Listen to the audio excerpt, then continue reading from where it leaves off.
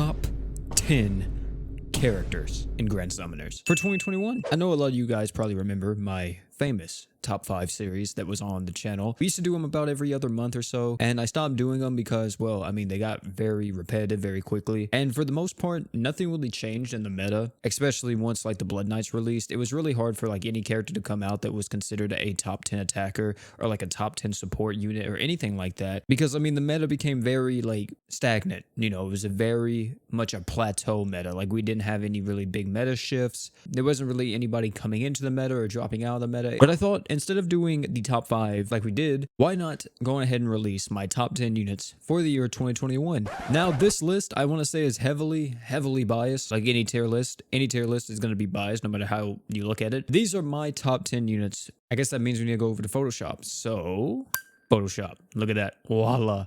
Here we are. The tier list. And to be honest with you, you know, we could actually put in this entire folder of units into the thing, but I'm just gonna pick out a few that I think are worthy of this. So who would make the top 10? First and foremost, the unit that I would actually put in the top 10, like without a doubt, Mako. Like, there's really nothing else to say here about this unit. Mako, hands down, is one of the best support units to ever release in the entire game. The reason why she's so strong is because she offers so much to the team, and she has so much packed into her kit. She has arts damage up, healing. Her art is able to increase the damage of your team by a multiplicative amount, which is just disgusting, on top of all the other buffs she's already giving everyone. She's also able to reduce the enemy's action speed, which of course lowers their animation speed and all that type of stuff. So it makes the boss significantly slower. She's literally like the perfect offensive support unit. There's really nothing else to say here. The only one that even comes close to her would actually be someone like a Serpa, because she is exactly like Mako, but completely opposite. She is the defensive powerhouse. If you need to tank anything, you can bring a Serpa to it, and she will support you with her defense buffs and everything else. I will say though, which I may get some flack for this, is that defensive buffs in this game, I think, don't come off as good as offensive buffs, because the thing that I stated before, and I've said this in videos before as well, it's really hard to tell how much work a Serpa is putting in, like visually or physically, like with your eyes. It's very hard to tell, compared to Mako, where you pop her true art and you pop her art and you can instantly tell, oh my god, the team's hitting for so much harder. But then a Serpa's a little bit different, because like, well, if you're using her with a tank and everything, you're not going to physically be able to see that defense buff come into play, or you're not going to be able to see like, oh, like, you know, we're able to survive this because of Serpa. I will say you definitely will take into account the equipment CT and everything like that she provides. But there was also another unit that came out this year that I would say is tied with a Serpa. I don't even know how to do this exactly. I'm just gonna put them like kind of like side by side, kind of like this, I guess. Lisa is pretty much a Serpa, a little bit better in terms of like using her with other characters in the game. I think that if you have a Lisa, you don't need a Serpa, and then if you have a Serpa, you kind of already have a Lisa to an extent. Out of the two though, I do think Lisa may be a tiny bit stronger than a Serpa, just due to the fact that Lisa is pretty much a Serpa's kit, except she doesn't provide defense or anything. She does provide arch gen and equipment CT down and all that, but Lisa enables you to cheese so many fights in the game, like it's not even funny. It's actually kind of insane. Like, just everything that she has is disgusting, and there's really not anywhere else to put it. She's probably the best CTB unit to come out next to another unit that we're going to be talking about very soon. So we're going to the next thing. She's here. You already know who it's going to be.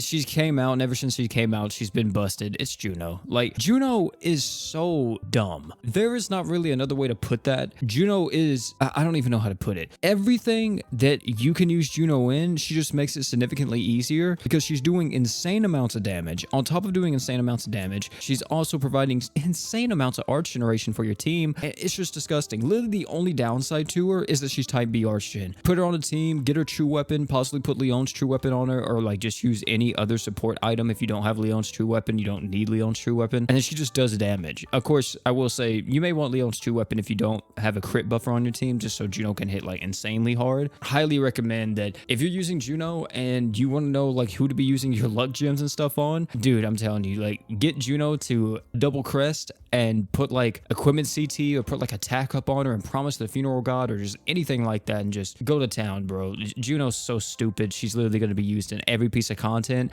that she can be used in, and she's not countered in, because of course, you know, against some fights she is heavily countered. And of course, I mean, I think we just have to put her husbando right beside her, right? Vox, still a monstrous powerhouse, 100% crit buff to your entire team, all stats up on his art. And also another thing too, he has one of the highest attack stats in the game. Whenever he does have that Magia Drive passive online, which, surprise, surprise, he's going to have it majority of the time. Vox, still an insane attacker. Pretty much, if you are lacking anybody in like a last slot for a team, it's like, oh, who do I put in here? Just put in Vox, because I mean, why not? Another unit that actually came out this year, which has been insane, and I'm so surprised that people even say the stuff that they do about him, is actually going to be the boy Haruto. Haruto is pretty much Mako, but like GS's version of Mako. He's type B Archshin, which is kind of a problem because people are so focused on using him with a certain character. You know who it is? It's this fucking character right here. This stupid, broken character. This woman right here.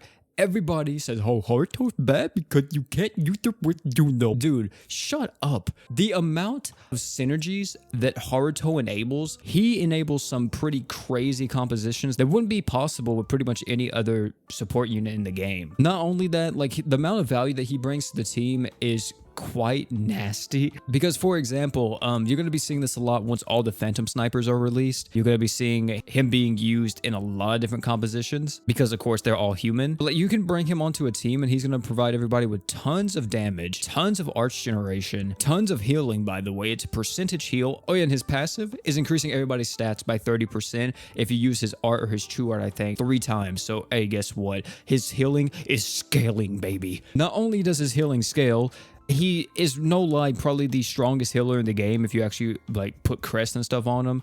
And I'm really upset that I didn't get him. I was really close to pitying him, but you know, we're not going to talk about that here. But still, Haruto, there's really not much else to say about this unit. I still haven't showed him off on the channel, I don't think. I don't think I have I? I haven't showed him off yet. Oh my god, that's crazy. For all my Batiste lovers out there, if you have Batiste and you want to know who enables Batiste a lot, it's none other than this boy Haruto. Another unit that I'm going to be putting here, and I think he still deserves it, even though people say he's old, he's outdated, no one uses him, but I just think people just sleep on him. And that's Berwick. Arch generation, 100% damage up as long as you're a fire unit, 50% damage up to the whole team if you're not a fire unit. Really good damage, very reliable damage, very self-sufficient due to his Magia Drive passive, and there's really not much else to say about him. He still is a hard hitter, going to be used in mono fire still. I mean, I don't think you're going to be replacing him anytime soon, even with a unit coming out later on, which is Priscilla. I know a lot of people have been saying that Priscilla replaces Berwick, but their kits aren't similar at all, so I don't really understand that argument. I feel like in order to replace Berwick, you need to be doing a similar job. Yeah, I mean, I think the only problem with Berwick is that his modifier is kind of low, but due to the fact that he's doing so much for your team, I think it's kind of reasonable, you know what I'm saying? It makes sense for it to be a little bit on the lower side nowadays, because I think it's around like what, 31,000, 35,000, something like that. But like I said, he is an older unit of GS. He's been around since like the first anniversary of Grand Summoners, and he's still, you know, kicking. He's still doing really well, and he's still doing damage, still arch gen, and still, you know, tearing it up, you know what I'm saying? Number 7, right? Number 7, Sistina. Oh lord, this girl Sistina,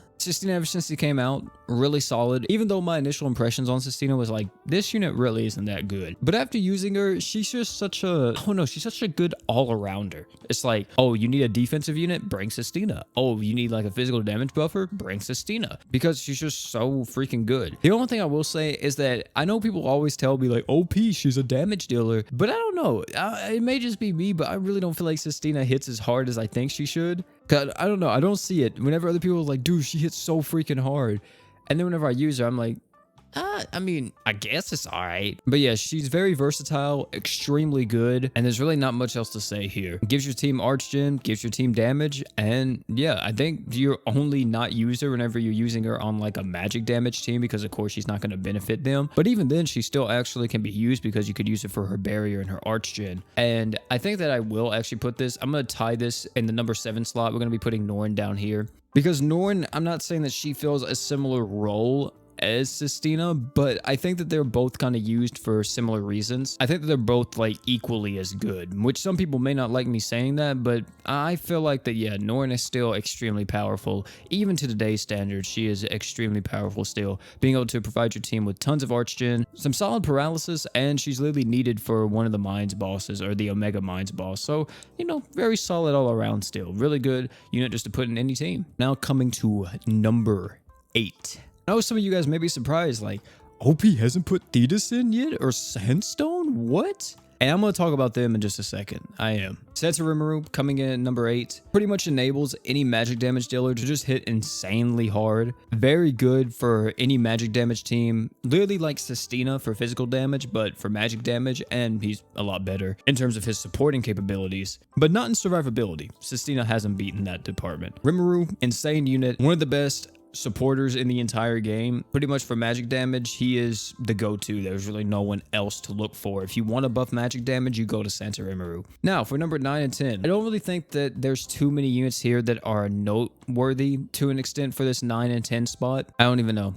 You know what? For number 9, we're going to be putting Forte here. And I'm going to explain why I'm going to put Forte here. The reason why Forte is here is because she enables a lot of new compositions that wouldn't work due to her passive, giving everyone 50 art gauge instantly. She is like the definitive nuking support unit. She's pretty much used in every single nuke comp that you will see, apart from a few because some people use like Sunji or something like that instead. But yeah, like ever since she's came out, she's made nuking with so many teams extremely easy, including Mono Dark. Not even using her 5-star support yet, she's already giving your entire team 50 arts up. Passively, by the way, just instantly. As soon as you get into a fight, 50 arts instantaneously, which if you combine that with type 0 or anything like that, that's of course 100 arts gen instantly at the beginning of the fight. That's insanely good. That means each of your units only need 100 more arts to of course use their true arts, so she's really freaking good in terms of that. And yeah, I think that if you enable different team comps and you are specifically being used and you're like the key unit to making that stuff work, I think you absolutely deserve to be in the top 10. She's definitely going to be in my top 10. And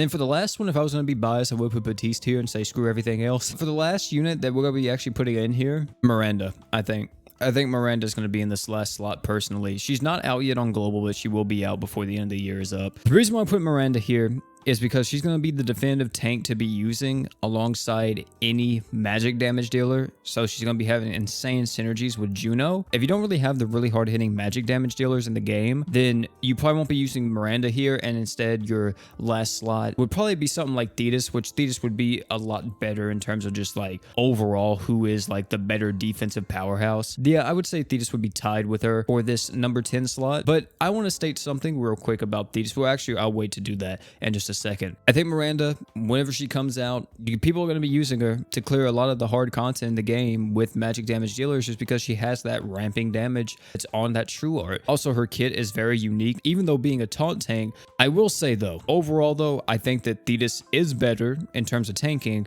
but in terms of fun, Miranda's a lot better. Thetis is fucking boring as shit to play. So now we have these units, which I want to state something about Thetis and Sandstone and everybody else real quick. Are you ready for my hottest take of Grand Summoners? Are useless in 80% of the game. The reason why I say that is because you don't need this amount of survivability for pretty much majority of the content in the game. Now, however, at endgame, they are some of the best units in the entire game due to their tanking capabilities. But you know, if I was considering who would be best in terms of like the entire game, who can be used to clear pretty much majority of content that players are going to be clearing, it would be none other than this boy right here, this boy Saitama. Saitama would be above them in my opinion because of like 60-70% of the game, or hell, like I said before, 80% of the game that people are going to be playing and people are going to be farming and spending most of their time in.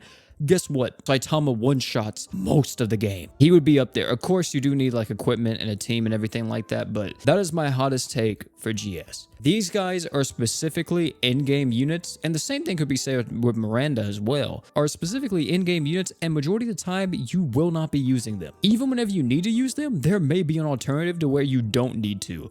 Trust me, there's a reason why people don't like using Thetis. It's because for one, he's boring, he doesn't do anything, you use him and he just tanks all day. And then Sandstone, I think is a lot funner because I like damage mitigation tanks personally a lot more than, you know, taunt tanks. But still, the other units that are going to be runner-ups, I think these are all fantastic units still to this day. Yo just recently came out. I think he's pretty much needed for any mono fire team. Same thing with Sakura Miku. I think Sakura Miku is pretty much a staple on any mono earth team. Batiste is one of my favorite attackers in the game. Ao is going to be one of the best fire nukers in the entire game. He's pretty much going to be like the Saitama, but for mono fire. So insanely good. And Luan, I just like him. I'm going to be honest, that's why he's here.